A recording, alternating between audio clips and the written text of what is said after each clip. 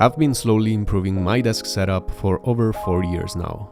New desks, new chairs, new lights, new accessories. And when I look back at old photos, I can clearly see every mistake I was making at the beginning. So in this video, I'm gonna cover the most important ones and how to fix them.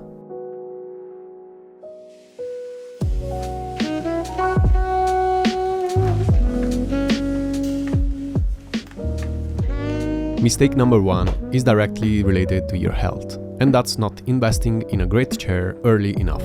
We spend so many hours sitting in our chairs that it should be one of the first things we spend money on. Features like adjustable armrests, seat depth, recline, lumbar support, and a fully adjustable headrest are essential in a good ergonomic chair. Build quality and premium materials also matter if you want something that's going to last for years. I'd avoid gaming chairs altogether. Not only do I think they're ugly, but they also tend to prioritize looks over ergonomics and long-term comfort during extended work sessions. Another ergonomic mistake is choosing a desk that's too shallow. I used to work on an IKEA Carlby countertop, which is one of the most common desk setups you'll see online. But for me, it was simply too shallow. I was constantly running out of space, sitting too close to the monitor, and the overall experience wasn't great. It was fine when I was starting out, but not for professional work. An 80 by 160 centimeters desk, like the Balolo Desk Cockpit, should honestly be the standard. It gives you much more room to work and lets you keep a comfortable viewing distance from an ultra-wide or large monitor. But what makes the setup even better is adding a standing desk frame. For years I didn't have one, but when I finally get one, I assume I'd spend most of the day standing. That couldn't have been farther from reality.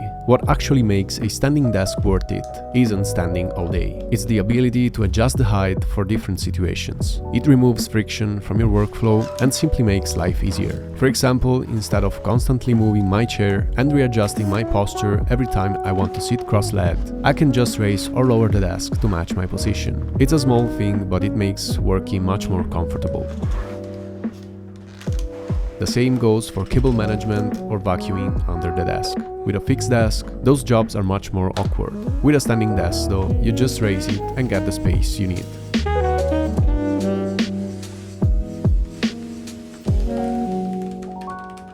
The second mistake is right on top of your desk, filling it with things that don't serve a purpose. I used to do this all the time. Every new gadget I bought, every accessory I received, even plants, they all ended up on my desk. Eventually it became clutter with random objects that looked nice but didn't actually help me get work done. So here's the rule I follow now. Think of your workspace like a pilot's cockpit. You're the captain and everything important should be within arm's reach. That means every item around you should have a clear function. A dock with an SD card reader right in front of you, so transferring footage from your camera is effortless. A wireless charger nearby to keep your iPhone and other devices topped up throughout the day. A tray for the remotes that control your speakers or fan. Every single item on your desk should earn its place. Your desktop is the most valuable real estate in your entire workspace, so don't waste it on things that don't make your work easier. This is also where a desk shelf really earns its place. If you're thinking about getting one, Balolo, the sponsor of today's video, is the maker of the most functional desk shelf I've used, the Setup Cockpit. What makes it stand out is its modular design. You can mount trays, a stream deck, or other accessories exactly where you need them to create a workflow that fits the way you work. And as your setup evolves, the shelf evolves with it. You can swap a MagSafe charger for a laptop stand, dock your MacBook in the rear slot, or completely rearrange the layout without replacing the entire system. Even better, if you ever upgrade to the Balolo Desk Cockpit, you can reuse the same accessories there too, giving you even more flexibility. And the build quality backs that up. Everything Balolo makes is manufactured in Germany from solid wood and premium materials, so it's the kind of thing you buy once and keep for years. If you're someone who's constantly refining your setup, like I am, that adaptability makes a huge difference. For me, it's the piece that keeps everything organized, within reach, and clutter-free. And if you decide to get one, Balolo is offering an exclusive discount code to everyone who picks up the desk setup guide. You'll find the code in the resource chapter. Links are in the description. Now back to the video.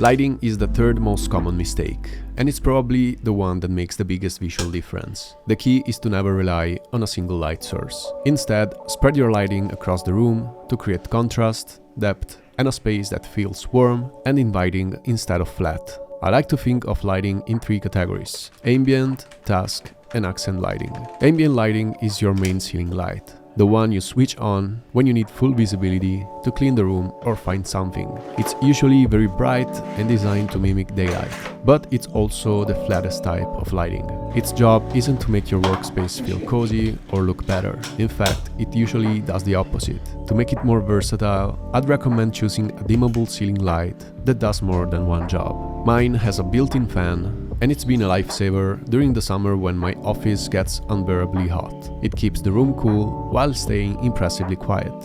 Task lighting, on the other hand, has a specific purpose. The BenQ Screenbar Halo 2, for example, illuminates your desk without creating glare on your monitor, helping reduce eye strain during late-night work sessions. It also comes with a wireless controller, making it easy to adjust the brightness and color temperature to match your environment. Finally, there's accent lighting. This is what gives a space character. It creates the atmosphere and sets the overall mood. The key is to spread a few accent lights around the room rather than relying on a single one. That creates depth, contrast, and a much more interesting looking space. To make everything work together seamlessly, I also recommend sticking to a single lighting ecosystem whenever possible. I personally use Philips Hue because it's reliable, easy to automate, and everything stays perfectly in sync. I even turned my IKEA donut lamp into a Philips Hue compatible light by installing a Hue light strip inside of it. One last thing that made a surprisingly big difference was covering my windows with translucent vinyl. It softens the harsh daylight, reduces reflection on my monitor, and essentially turns the entire window into one giant softbox. That's perfect for both working and filming content. The third mistake I've noticed is not letting your own personality show. When we're starting out, most of us make the same mistake. We copy exactly what everyone else is doing. But your personality, who you are, is what will make your setup stand out. The way you do that is by surrounding yourself with things you genuinely care about. Books, art, posters, plants, objects with a story or personal meaning. Think of the wall behind your desk as the backdrop to your workspace. It's the element that ties the entire room together. In the desk setup guide, I break down a simple formula for designing that wall so it looks intentional every time. If you're interested, you'll find the link in the description. The main rule is to avoid filling it with generic decor just because it looks good on social media, instead of random prints, fake plants, or decorations that don't mean anything to you. Display things that reflect who you are. If you play the guitar, hang it on the wall. If you're into graphic design, decorate with posters or prints that inspire you. If you love reading, display books that have influenced you. And if you have a green thumb, bring in plants you actually enjoy caring for. Those personal touches are what turn a nice looking setup into one that feels intentional.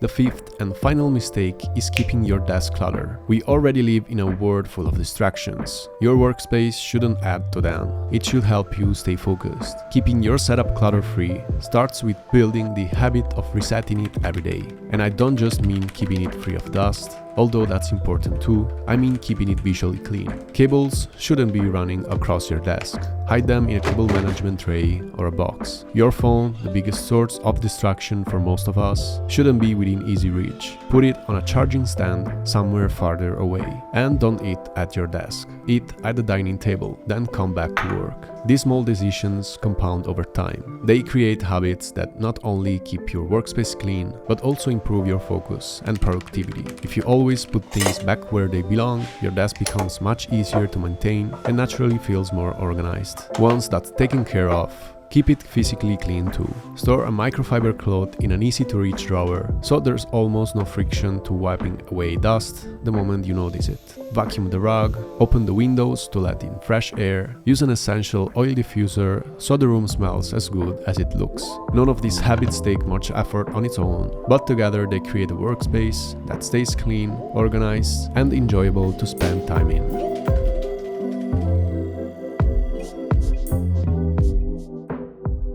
ergonomics, function, lighting, personality, and cleanliness. These are the 5 elements that transform my workspace from a generic desk setup into a space that's both highly functional and enjoyable to spend time in. I hope this video gave you a few ideas you can apply to your own setup, and if you'd like to take it even further, be sure to check out the desk setup guide down below. As always, thanks for watching, and I'll see you in the next one.